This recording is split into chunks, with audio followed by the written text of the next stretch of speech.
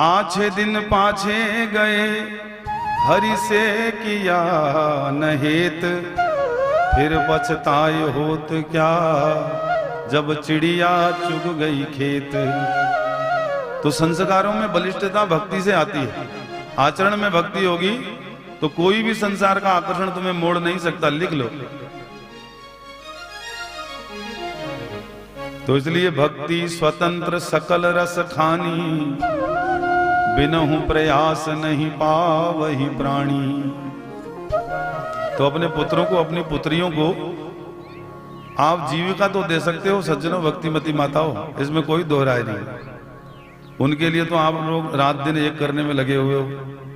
अच्छा पढ़ा लिखा सकते हो, अच्छे वस्त्र आभूषण दे सकते हो, जीविका का साधन नौकरी इत्यादि भी दे सकते हो, लेकिन जीवन देना तुम्हारे बस में है या नहीं है, ये विचार लेना। जीवन तो परमात्मा ही देते हैं। तुम जीविका दे सकते हो, जीवन देना तुम्हारे बस में नहीं है। यदि तुम जीवन देना चाहते हो अपने बालकों को, बालिकाओं को, तो उनको कृष्ण चरण पकड़ाने पड़ेंगे। भगवत चरणों का अनुराग उनके मन में लगाना पड़ेगा, फिर आनंदमय जीवन हो जाएगा। चाहे जहां भी भ्रमण करें, संशयम कोपि नास्ति, कोई संशय नहीं, आपको विश्वास हो जाएगा। संस्कार बांध के रखते। यदि रामकृष्ण की मर्यादा न होती तो हम लोग बह गए होते। कौन हमें मर्यादित करता? तो भगवान राम मर्यादा पुरुषोत्तम हमें क्या सिखा के गए जीवन में?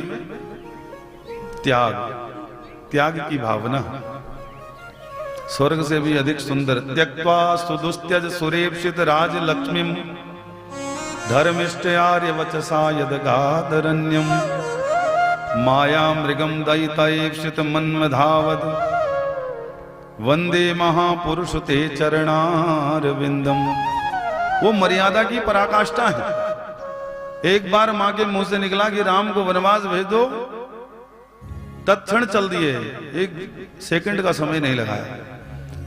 उस राज्य को छोड़ करके जिसको प्राप्त करने के लिए इंद्रवील लायित रहते हैं, ऐसी अयोध्यापुरी है,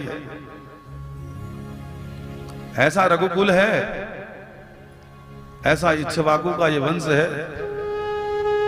मानधाता जैसे, मुचकुंद जैसे धुरंधर हुए हैं इस वंश में। ऐसे साम्राज्य को भोगने के लिए देवता भी ललायित रहते हैं। मां के मुख से शब्द निकला कि भरत को राजगद्दी दे दो, राम को वन भेज दो।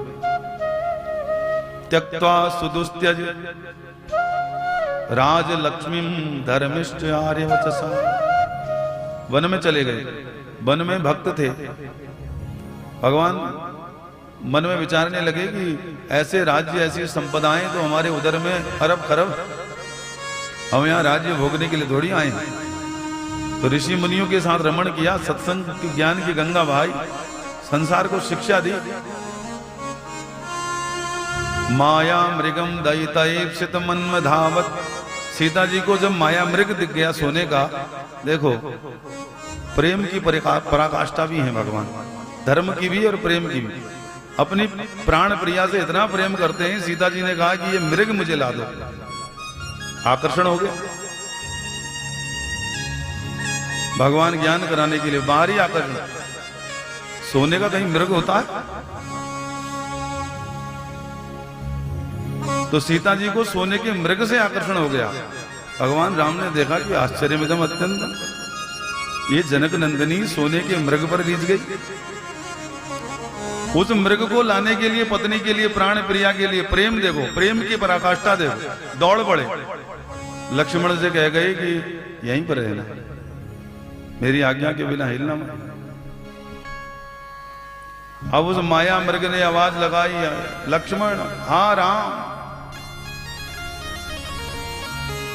तो सीता जी को संदेह हो गया, लगता है राम पर कोई विपदा आ गई। लक्ष्मण जी को जाने पर विवश कर दिया।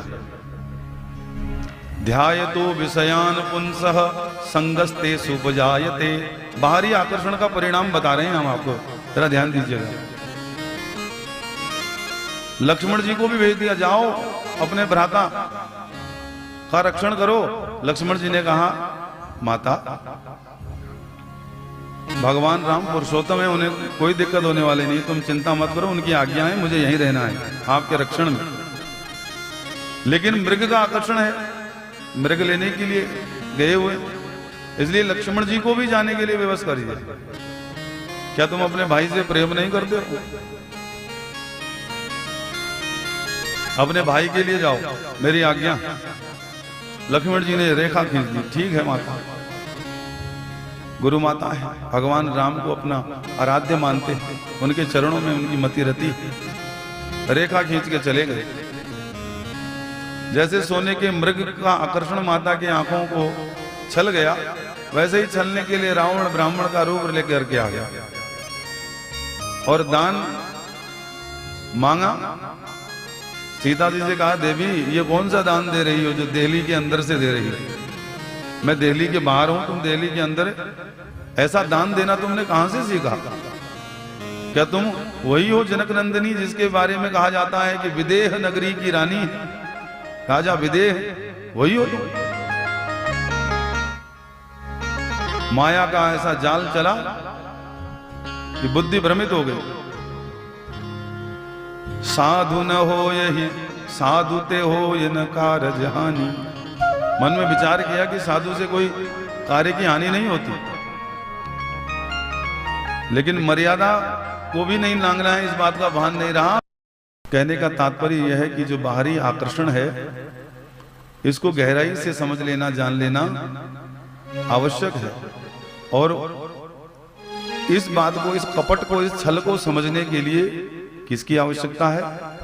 ज्ञान की आवश्यकता है। ज्ञानेन हीनाः पशुभिर समाना।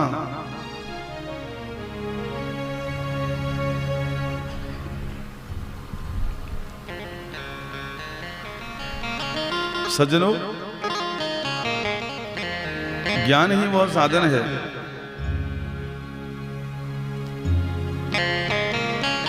बहुत से लोग सांसारिक ज्ञान को ही ज्ञान समझ बैठते हैं।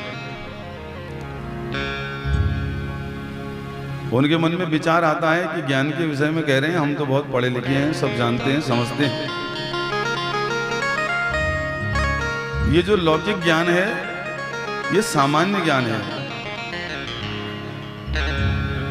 और इससे इसकी सीमा, इसका तात्पर्य शरीर तक है। ये जो भौतिक लौकिक ज्ञान है, इसकी सीमा शरीर तक है। और जो वास्तविक ज्ञान की संज्ञा जिसे प्राप्त है, उसका तात्पर्य है आत्मज्ञान से, जिसे अपने स्वरूप का ज्ञान हो जाए। अपना ही ज्ञान होना कठिन है, दूसरे का भले ही हो जाए। दूसरे के विषय में तो हमें खूब ज्ञान होता है, वो कैसे रहते हैं, कैसे चलते हैं, कैसे उठते हैं, कैसे बैठते हैं, पहनावा कैसा है, विचार कैसे हैं। दूसरे के विषय में हमसे कोई पूछे तो हम पूरी रामायण ही सुना डालेंगे, लेकिन कोई पूछे कि अपने बारे में कुछ बताइए, अपने विषय में कभी कुछ विचार किया ही नहीं, तो क्या बताए? उसे तो लगता है कि मैं एब्सोल्यूट हूं, मैं ही उत्तम हूं।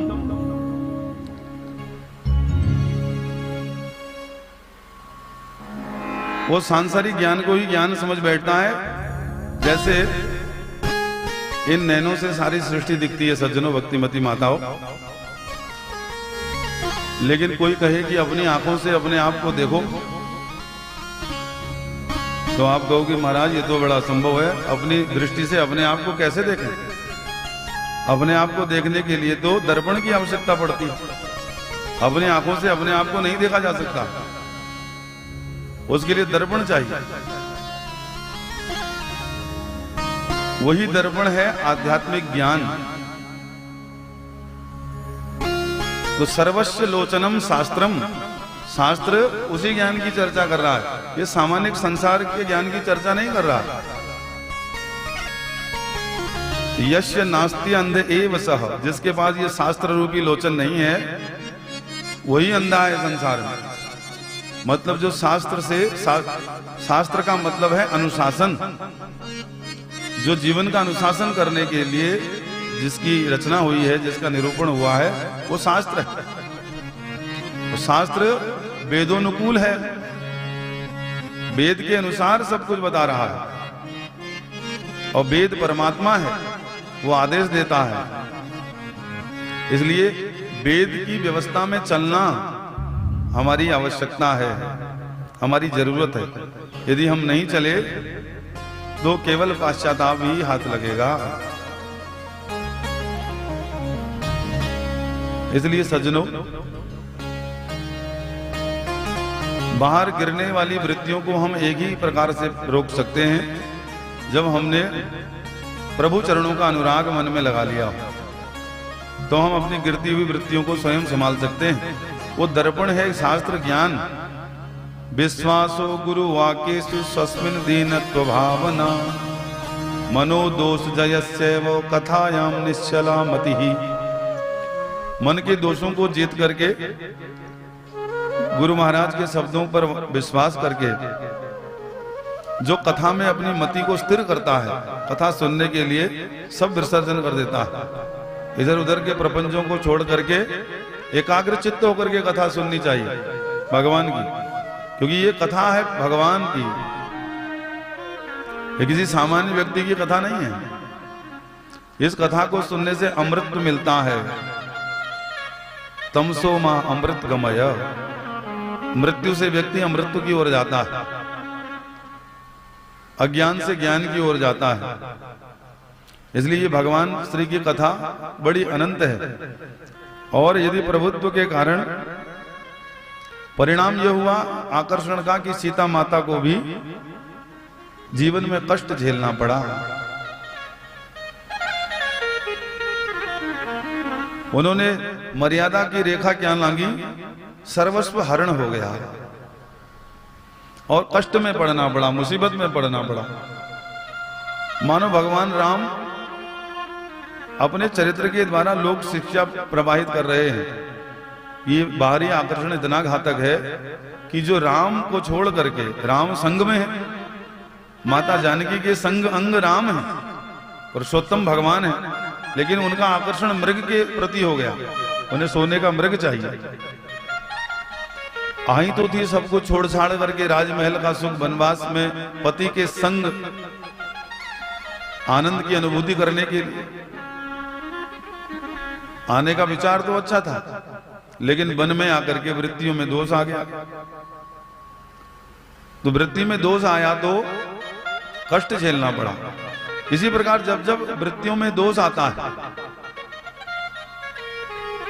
तब हमें संकट झेलना पड़ता है, कष्ट झेलना पड़ता है, दुख झेलना पड़ता है और प्रताड़ना होती है, अपमान सहना पड़ता है, निंदा सुननी पड़ती है।